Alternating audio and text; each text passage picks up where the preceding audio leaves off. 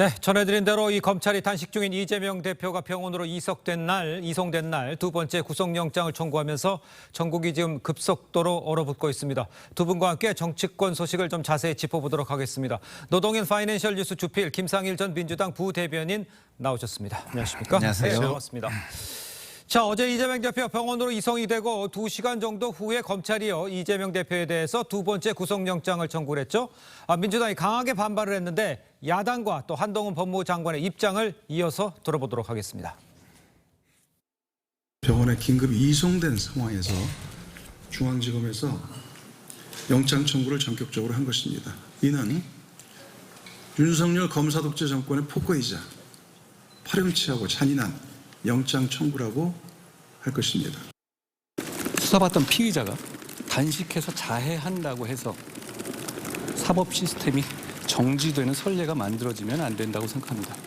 그러면 앞으로 잡범들도 다 이렇게 하지 않겠습니까?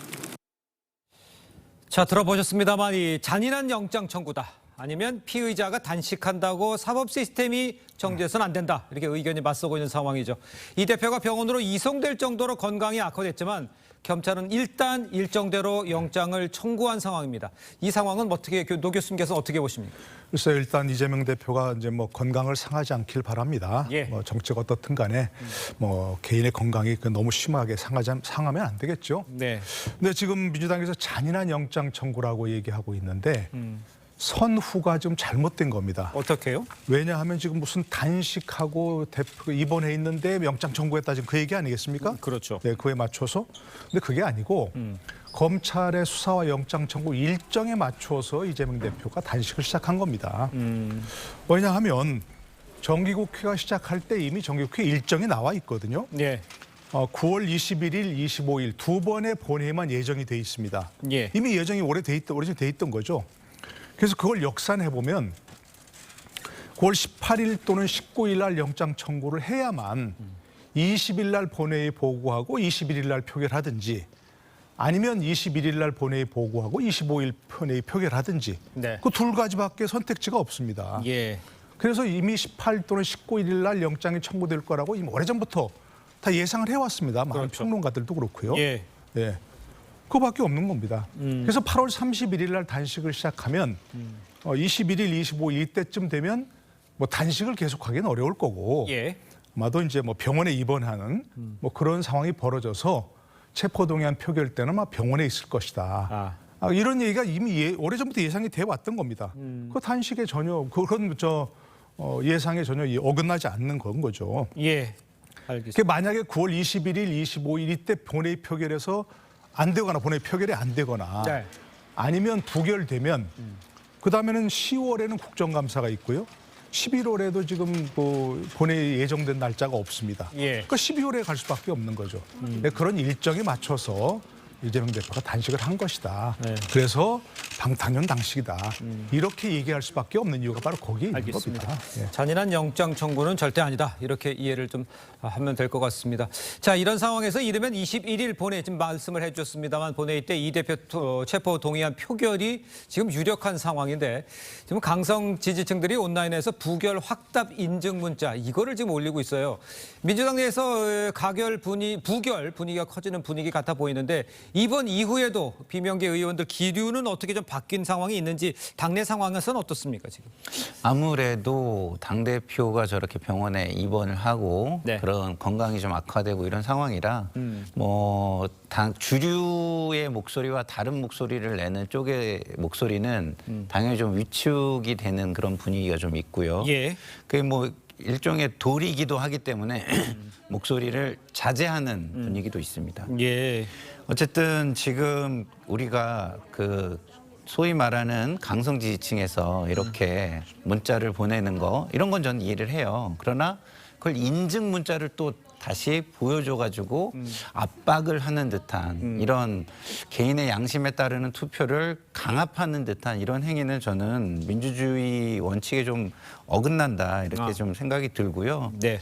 그리고 더더군다나 이런 강압 속에서 또 의원들이 이걸 따르겠다든가 당연히 그래야 된다든가 이렇게 하는 것도 저는 좀 비겁해 보이는 게 기본적으로 당대표가 국민을 향해서 약속을 한 거 아니겠습니까? 뭐를 약속했다는 뜻입니까? 체포 동의안, 그러니까 불체포 특권을 포기하고 예. 그다음에 영장실질심사에 스스로 가서 영장실질심사를 받겠다. 그렇게 이렇게 얘기를 약속을 한 거잖아요. 예. 그러니까 그런 약속을 했으면 그 약속을 지키기 위해 노력하는 모습도 보여줘야 그게 정치인이고 정치인에게 가장 중요한 것은 약속을 지키는 것이다. 이 부분도 저는 고민해 봐야 된다. 이렇게 알겠습니다. 생각합니다. 일단 그 부결을 당론으로 채택할 그런 가능성도 있습니까?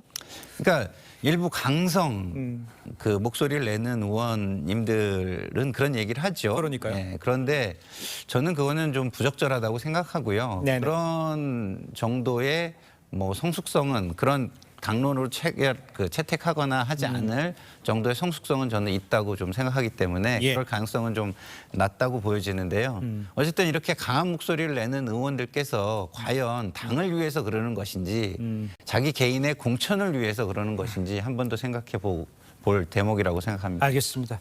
자, 일단 그러면 이런 것도 한번 좀 생각을 좀 해봐야 될 것 같아요. 만약에 이제 부결이 가능성이 높은 상태인데 그럼 부결이 되면 이재명 대표 체제로 총선을 치를 가능성은 더욱 높아지는 거고 공천권도 이재명 대표한테 계속 유지된 상태로 간다 이렇게 봐야 되는 겁니까? 현재로서는 뭐 그렇게 예상할 수밖에 없는 상황이죠. 예. 이재명 대표의 뭐 단식 목적이 어떻든 간에 현재로서는 뭐 현재까지는 네. 그 목적을 달성했다고 생각합니다. 좀 얘기하셨지만 비명계 목소리가 완전히 들어갔지 않습니까?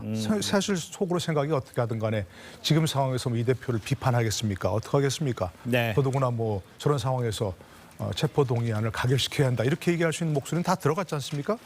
거기다가 또 참 요즘 정치권 얘기가 그 유행하는 단어가 뭐 그로테스크라고 하던데요. 네, 그 얘기하다는 말. 기괴하다. 네. 예. 방문자 명단을 잘 관리하라. 동조 단식자 명단 뭐 잘 관리하라. 이렇게 얘기한 건 뭐겠습니까? 공천에 반영하겠다는 얘기 아니겠습니까? 그러니까 뭐 너도 나도 서둘러서 지금 얼굴 도장 찍으러 갔다는 것도 보이고요. 그러니까 지금 상황은 아마도 이제 민주당 내부에서도 그렇고 이재명 대표가 구속되든 안 되든 예. 내년 총선을 이 대표 체제로 치를 수밖에 없지 않겠는가 하는 예상이 많아지는 것 같고요. 그러면 그럴수록 민주당 내부에서 반대 의견 또는 다른 목소리 예. 이건 뭐 도저히 나오기 어려운 뭐 그런 상황이 돼버리는 거죠. 알겠습니다. 일단 정치가 실종됐다라는 뭐 평가도 있습니다만 일단 기본적으로 이재명 대표의 단식은 정치적으로는 성공했다. 뭐 이렇게 성과가 있다. 이렇게 평가를 하는 분위기인 것 같습니다. 자, 이런 상황에 이제 검찰이 이 대표에게 두 번째 구속영장을 청구한 어제 민주당의 한덕수 총리 해임 건의안을 국회에 제출하고 상임위를 보이콧하면서 여야 대치가 한층 더 격화되고 있는 상황입니다. 여야 입장도 한번 들어보도록 하겠습니다. 국무총리 해임과 내각 총사퇴를 요구합니다. 지금 이미 대통령께서는 선을 넘어도 한참 넘었습니다. 내각 총사퇴는 사실상 국정 운영 마비를 의미합니다. 상임위까지 전면 보이콧했는데 이재명 대표가 병원에 이송됐다고 국회 전체를 셧다운 시키는 것이 과연 국민을 위한 일이겠습니까? 이재명 대표 사수를 위해 민생을 내팽개치고 국민 다수와 싸우겠다는 얘기와 다르지 않습니다. 자, 민주당이 총리 해임안 제출, 내각 총사퇴 요구, 상임위 보이콧 이렇게 나서면서 여당 사실상 국정 운영이 마비된 상황에 이제 반발하고 있는 상황이죠. 그러니까 결국 이재명 대표 한 사람 때문에 민생을 내팽개친 셈이다 이런 비판이 나오는데 이 말에 대해서는 동일하십니까? 글쎄요, 뭐 하루 파행이 있었던 것이죠. 예. 그게 뭐 국정이 멈췄다 이렇게 얘기하면 오히려 이재명 당대표 단식부터 국정은 오히려 멈췄다라고 보는 게 더 맞는 것 같고요. 저는 이렇게 이 하루 파행은 정치적 행위가 될 수 있습니다. 그리고 오늘부터 뭐 계속해서 뭐 보이콧을 하겠다는 것도 아니고 당대표가 쓰러진 상황에서 하루 정치적 행위를 한 것으로 봐주시면 좋을 것 같고요. 아, 그렇습니까? 네. 예. 뭐 오늘도 계속 하겠다거나 그런 건 아니지 않습니까? 지금 예. 상황이. 그래서 저는 그 여당도 야당만 자꾸 몰아붙일 것이 아니라 좀 이렇게 대화의 장으로 나올 수 있는 어떤 길을 좀 열어주면서 좀 대화를 시작했으면 좋겠다. 그것이 정치다. 이런 생각이 듭니다. 알겠습니다. 자, 그런데요. 21일 본회의에서 한덕수 총리 해임안과 이재명 대표 체포 동의안 같이 이제 표결에 붙여질 수도 있다는 이런 전망이 나오고 있는 상황이잖아요. 야, 여야 대치 상황 한층 더 강대강으로 이제 치달을 가능성 전망이 좀 나오고 있는데 이렇게 되면 뭐 하루라고는 말씀하셨지만 앞으로 있을 그 국회에서의 일은 뭐 강대강 불가피해 보이는 상황인데요. 지금 이미 정기국회가 시작됐지 않습니까? 예. 그 결산 심사해야 되고 또 법안 심사해야 되고. 네네. 그런데 지금 되고 있습니까? 모든 지금 전국의 블랙홀이 됐지 않습니까? 이재명 대표, 야당 대표 식사 문제가. 예. 참 21세기에 이런 말 또 들을 줄 참 몰랐는데요. 과거 YS 대의 명분 있었지 않습니까? 엄혹한 시절에 민주화 물꼬를 튼 그런 상황이었고요. DJ 단식도 마찬가지 지자체가 실시된 데 결정적인 기여를 한 그런 건데 지금 무슨 기여를 하고 있습니까? 본인의 체포동의 아까 다 말씀드렸지만 결국 구속을 피하기 위한 그런 거라고밖에 볼 수 없는 그런 상황이고요. 네. 총리 회의만 글쎄 지금 좀 뜬금없는 얘기죠. 다들 이해하시겠지만 뭐 때문에 총리 회의만을 합니까? 그리고 총리 회의만이 통과되도 건의안이니까 대통령이 안 받아들일 게 너무 뻔합니다. 그렇겠죠. 본회의 똑같은 21일 본회의에서 결국 시선을 분산시키려고 하는 것밖에 안 되는데 네. 총리 회의만은 가결되고 체포동의안은 부결된다? 그러면 지금 얘기한 대로 더욱더 결국 장기당 대치밖에 더 되지 않지 않습니까? 예. 민주당이 정말로 안타까운 것은 이게 좀 전에 말씀드린 대로 그 민주화의 물꼬를 터온 그래서 큰 역할을 해온 그런 정당인데 이렇게 국정을 마비시켜가면서까지도 당대표, 헌법 혐의를 받는 당대표를 보호해야 되는가 하는 그런 데서 안타까움을 느낄 수밖에 없는 거죠. 알겠습니다. 자, 이런 상황에서 단식 19일째 병원으로 이송된 이재명 대표가요. 병상에서도 지금 단식을 이어가겠다 이런 뜻을 밝혔다고 합니다. 민주당 입장을 좀 들어보도록 하겠습니다.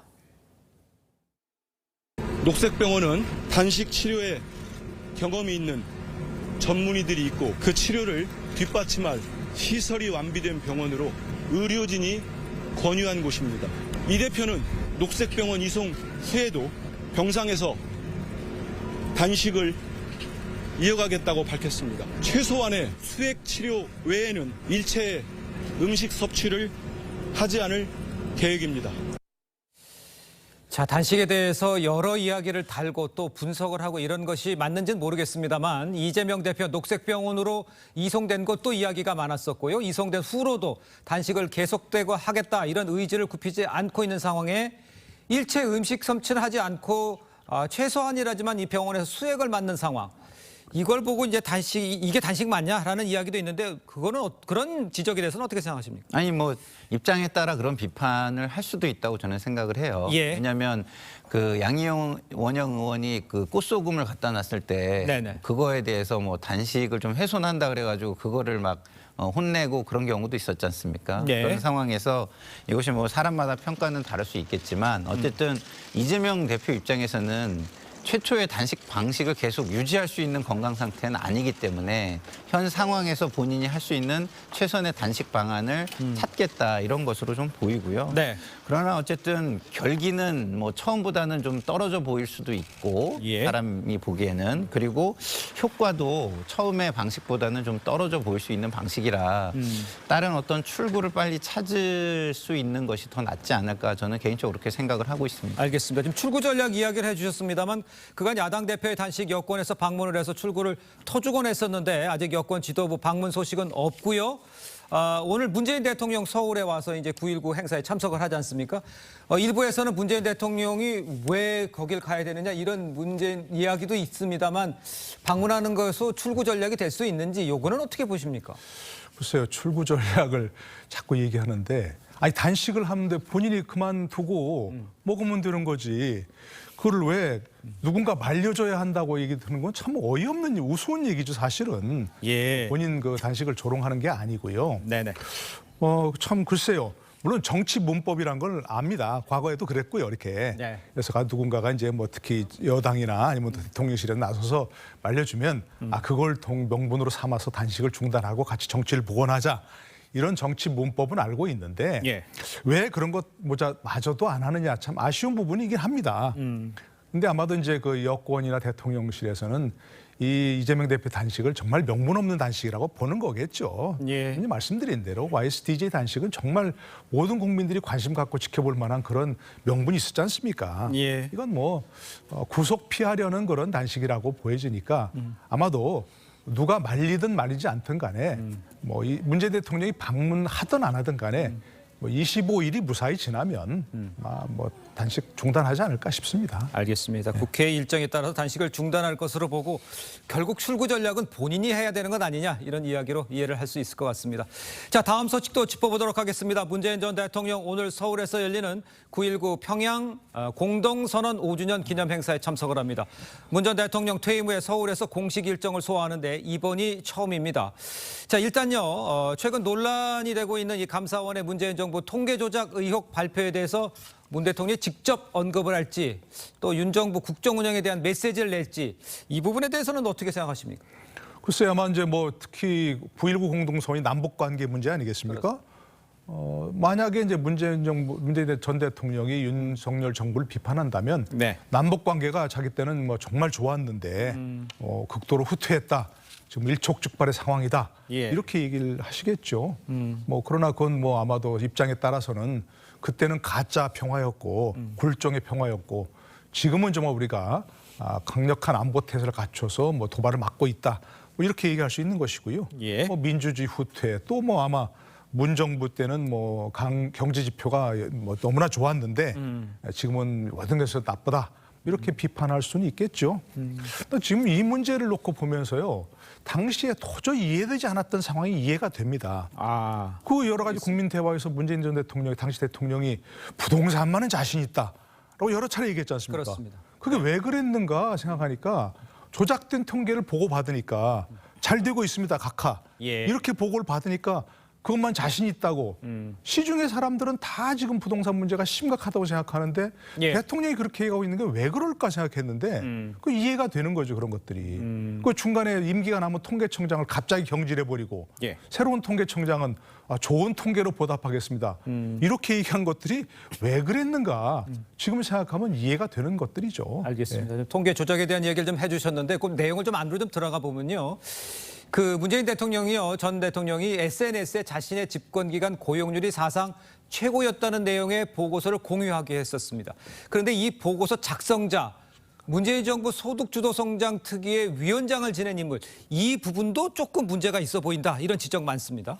그렇죠. 아무래도 어떤 주장이 부닥칠 때는 객관적이고 이해관계가 적은 사람의 주장을 쓰는 게 좀 더 소구력이 있겠죠. 그렇겠죠. 그렇지만 이제 문재인 대통령 입장에서는 본인이 예. 함께했던 사람들의 어떤 그 뭐랄까 논리 이런 것들을 아직도 믿는 것이다라고 저는 생각을 하고요. 네. 어쨌든 이 그 분 김유신 소장인가요? 예. 예. 이분은 기본적으로 그 성향이 있어요. 성향. 본인이 연구해온 성향이 굉장히 진보적이고 뭐 이런 성향이 있기 때문에 예. 그 성향에 맞게 계속 연구를 하고 그런 보고서를 낸 것이다. 이런 생각을 저는 하고요. 네. 대통령께서는 그런 성향의 보고서들과 자신의 정책 이런 예. 게 맞는다고 생각을 하기 때문에 거기에 대한 신뢰를 더 보내는 것이다. 예. 이렇게 말씀을 드릴 수 있겠습니다. 알겠습니다. 하지만 네. 제가 아까도 말씀을 드렸지만 지금 양쪽의 주장이 부닥치는 상황에서는 예. 대통령께서 국민에게 좀 더 소구력 있는 어떤 자료를 내놓고 말씀을 하시면 중도층이나 이런 데에 좀 더 소구력이 있지 않을까 이런 생각이 좀 들긴 합니다. 알겠습니다. 자료 선택에서 좀 문제가 있었다는 이런 이야기 하신 것 같은데 아까 이름은 바로 잡죠. 김유선 예, 이사장이었습니다. 자, 이런 상황에 감사원에 따르면 문재인 정부 국토부에서 부동산원의 통계 조작에 협조하지 않으면 조직을 날려버리겠다는 식으로요. 압박을 했다고 하는데 감사원 문재인 정부에서 어떤 자들이 어떻게 바뀌었는지 지금 이걸 좀 감사원이 보고 있는 것은 어떤 게 문제가 분치를 했다고 보는 겁니까? 가장 중요한 통계가 이제 부동산 값에 관한 통계 아니겠습니까? 예. 우리가 체감적으로 느꼈던 거는 엄청나게 올랐다는 거 아닙니까? 계속 올랐다는 거 아닙니까? 국민들이 그걸 많이 느꼈었죠. 그러니까 체감적으로 이렇게 느꼈죠. 예. 국민들이 다. 그런데 이제 2017년 6월부터 2021년 11월까지 4년 5개월 거의 뭐 임기 내내라고 볼 수 있는 거죠. 4년 5개월이니까 5년 네. 임기 중에. 그 내내 특히 집값 통계를 94번이나 조작했다는 겁니다. 부동산원이 발표를 하려고 하면 그걸 미리 받아봐가지고 계속 오르고 있다 이런 통계가 나오면 그걸 자꾸 뭐 수치를 바꿔라 이렇게 압력을 넣었다는 거 아니겠습니까? 네. 이 문제를 제보한 사람들이 바로 그 압력을 직접 받은 조사원들이라는 겁니다. 노조가 제보를 했고요. 예. 특히 부동산원 원장 또 뭐 주택통계부장 이런 사람들은 불러가지고 직접 압박을 했다는 거 아닙니까? 예. 자리에서 물러나라. 협조하지 않기 때문에 네. 이런 것도 했고 협조하지 않으면 뭐 아주 조직과 예산을 날려버리겠다. 이런 압박까지 또는 뭐 어떻게 보면 협박이라고 할 수 있는 예. 뭐 그런 것까지 하면서 통계를 조작하라고 지시했다는 거 아니겠습니까? 예, 알겠습니다. 지금 노조의 제보에 있었고 지시가 있었다 이런 이야기를 해주셨습니다만 감사원 조사에 따르면요. 아파트 가격 통계 조작 범위가요. 2020년 2월 문재인 전 대통령이 주재한 이 청와대 수석회의 이후에 확대됐다고 보고 있습니다. 21대 총선이 2달 전이라는 걸 주목하는 시각도 있는데 이 시기는 어떻게 보십니까?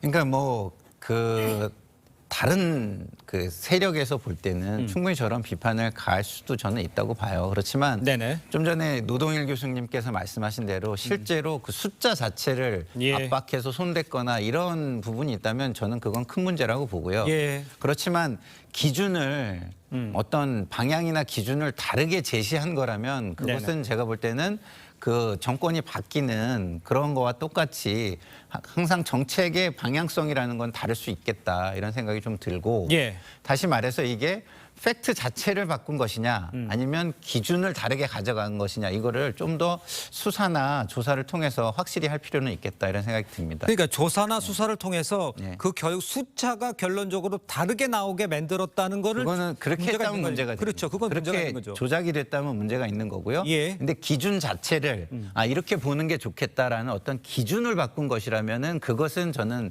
용인해야 된다. 정책의 방향이니까. 근데 숫자 자체가 이렇게 나오는 게 이게 팩트인데 예. 요거를 1인데 2로 바꿔라. 이런 식으로 했다면 그거는 큰 문제라고 봅니다. 알겠습니다. 자, 두 분 말씀은 여기까지 듣겠습니다. 고맙습니다. 네, 감사합니다. 감사합니다.